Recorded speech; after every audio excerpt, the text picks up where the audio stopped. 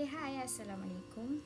Alright, so tonight I just want to share about a little tips of Muet. Okay, so we have four paper, which is reading, listening, writing, and speaking.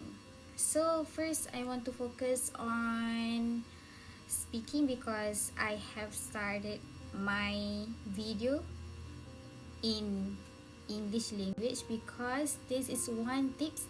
If you want speaking, you need to speaking confidently. Yes, fluently is more uh, orang kata just token siapa yang boleh cakap bahasa Inggeris, so they can speak fluently. Alright, but for me, for speaking paper, you just need to talk confidently about the topic.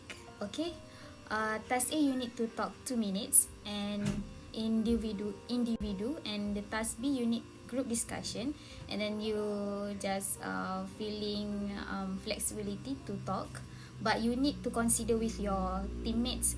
Okay, first point that I can share with you guys, you need have a draft. Draft means you have draft that you can use all the time. Maksudnya awak boleh guna draft untuk bercakap tu, untuk speaking, untuk latihan speaking. Apa yang awak gunakan waktu latihan tu, itulah awak guna waktu speaking nanti. Okay, for the draft, dia macam satu bentuk ayat yang you guys boleh guna untuk semua situasi. Macam tu. Daripada very good morning sampai the conclusion, you want to sum up the whole your presentation, individual presentation especially. So you guys can use the draft all the time. Means you can use masa individual juga masa group tu pun korang boleh guna. Asalkan benda tu ayat yang umum yang korang rasa boleh guna. Macam tu. Second, the tips that I can share, masa you guys dapat soalan, you guys tulis PEE. P tu point, E elaborate and explain. Masa ni korang dah tak boleh nak buat ayat panjang-panjang tau. You just perlu jot down the important things only, especially point, elaborate apa, nak example apa. Waktu tu je, dalam masa 2 minit yang diberi tu, korang perlu you guys perlu tulis benda tu sahaja. And bila dah masuk tiba waktunya 2 minit yang korang presentation, you just all out apa yang korang rasa korang nak cakap sahaja in 2 minutes. Yang penting korang ada introduction, ada content dia, and then ada conclusion. Itu sahaja. Okay. Untuk task B, group discussion, you have 8 until 10 minutes. Ikutlah, kalau 4 orang mungkin 10 minutes. Masa tu Farisa 3 orang saja. So judges bagi 8 minit saja untuk kita orang discuss. Kemudian before you guys masuk ke dalam bilik untuk discussion tu, kan ada tempoh menunggu kan. Waktu tu korang kena build chemistry with your teammates. Mana yang nak start discussion dulu, mana yang nak endingkan discussion dulu, macam tu. Okay, lepas tu Farisa tak buat waktu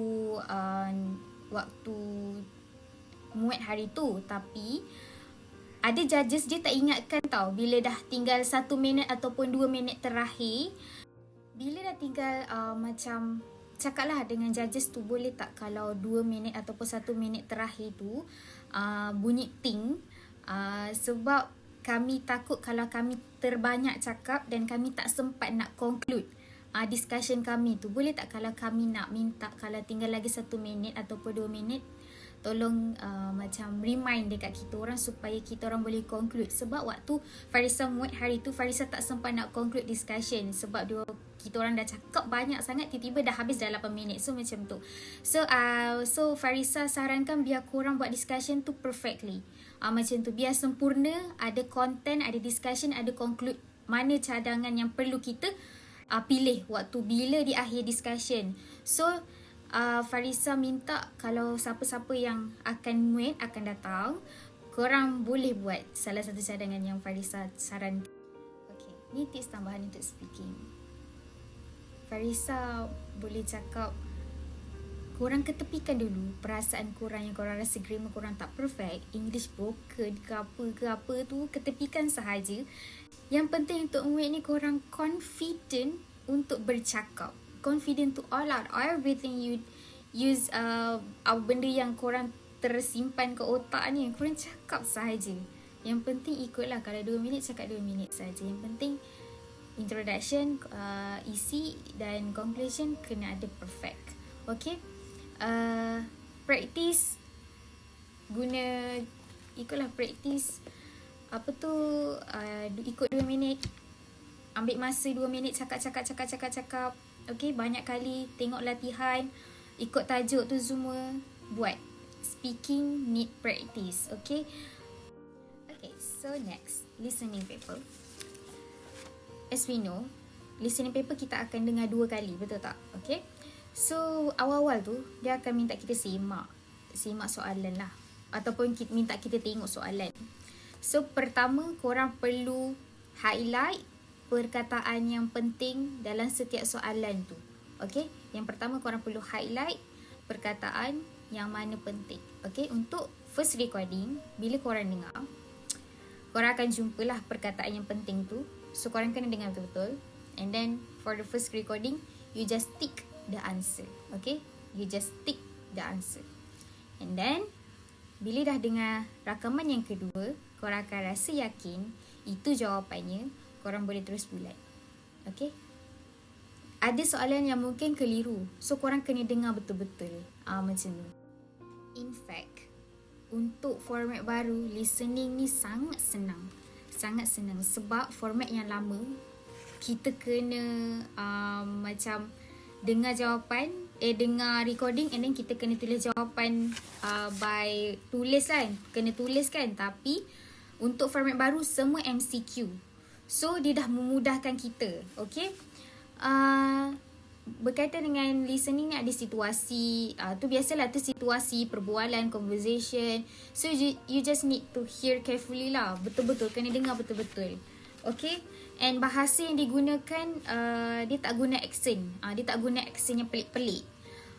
So dia dah guna bahasa yang kita boleh faham. Okay, macam tu lah untuk listening ni. Accent dia dah tak macam accent pelik-pelik, dia soal.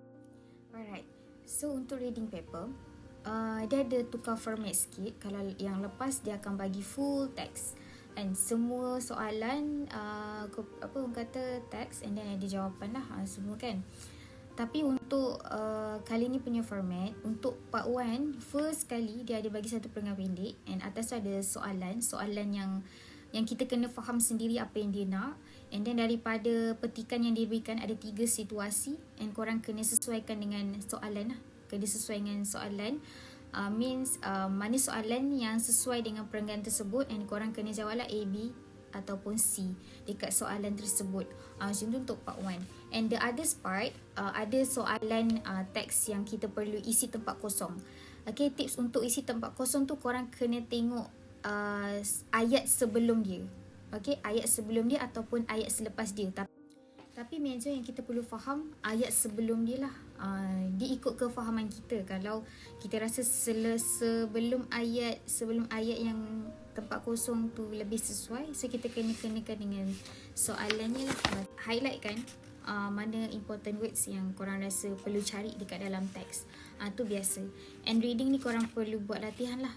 Korang perlu buat latihan supaya korang lebih faham bahasa-bahasa dia lah. Okay, so the last paper is writing. Okay, writing ni pun ada format baru.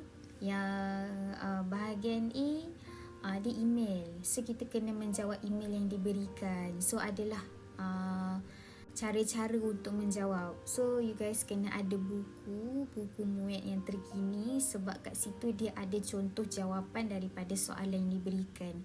So dia ikut situasi untuk tu. Okay, so for more details, you guys kena beli buku muat untuk latihan. Okay, untuk bahagian B tu macam biasalah, karangan berdasarkan ayat yang diberikan lah, soalan yang diberikan tu. So korang kena buatlah writing. So untuk writing ni Farisa tak boleh nak bagi tips sangat sebab Farisa sangat lemah dalam writing. So Farisa hanya fokus benda-benda ikut format sahaja. So untuk overall, untuk width markah setiap paper, dia dah 90. Dia tak ada yang 120, dia tak ada yang 45, dia tak ada yang 90, tak. Dia dah samakan semua 90. Jadi ni korang boleh target tau sebenarnya. Bila korang target half, dah cukup dah korang untuk dapat band 3. Sebenarnya kalau korang target band 3 lah. Tapi sekiranya korang macam lemah dalam writing macam Farisa, so Farisa lebihkan kepada listening, speaking, especially speaking. Farisa memang beratkan kat speaking sebab Farisa suka bercakap, and I think dengan confident mungkin boleh membantu untuk dapat markah lebih macam tu. Untuk reading pun sama. Reading memang perlukan latihan yang banyak supaya kita dapat faham and supaya kita dapat clue tau kat mana kita nak cari jawapan yang sesuai dengan soalan yang diberikan. Alright, untuk listening paper, macam Farisa katakan di awal video tadi,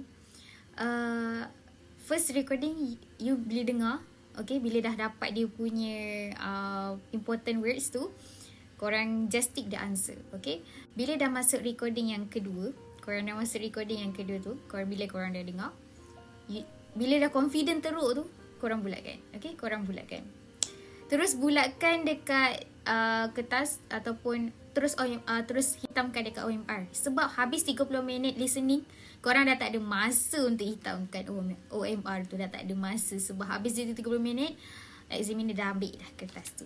Okay, so ada masa tu korang terus hitamkan. Okay, listen betul-betul. Okay, dengar betul-betul. Masa ni korang memang menguji kefokusan korang waktu mendengar tu macam mana. Okay, jadi all the best untuk sesiapa yang akan ambil MUIT akan datang, yang masih belum ambil MUIT, masih yang belum lepas MUIT. Farisa boleh jujur, ini paper Farisa yang kali ketiga. Okay, Farisa ambil MUIT sebab Farisa nak grade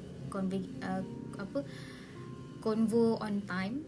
Okay, so Farisa repeat, and Farisa takkan give up sebab walaupun dah 2 kali down dapat band 2. Okay, so alhamdulillah rezeki dapat band 4 ni pun of course lah, bila kita dah down mesti kita akan buat betul-betul untuk kali ketiga lah. Takkan kita nak kali ketiga kita nak gagal lagi kan. So harapnya untuk sesiapa yang mungkin akan ambil balik, cukuplah tu. Okay, korang dah membazir 200 juga kan untuk ambil MUIT. Okay, so korang kena buat betul-betul untuk MUIT ni. Okay, alright, semoga berjaya untuk sesiapa yang akan ambil MUIT akan datang. All the best, semoga dapat band 5+. Alright, harapnya video ni dapat membantu kepada sesiapa yang nak ambil MUIT akan datang. Kalau tak faham, you guys boleh PM Farisa. Okay, you guys boleh PM Farisa, and Farisa akan bagi secara words lah, secara recording. Kalau korang tak faham, Farisa boleh bantu. So ni just secara umumnya lah yang Farisa boleh kongsikan. So maaf salah silap sekiranya ada kekurangan dalam video ni. Semoga berjaya. Okay, bye bye. Assalamualaikum.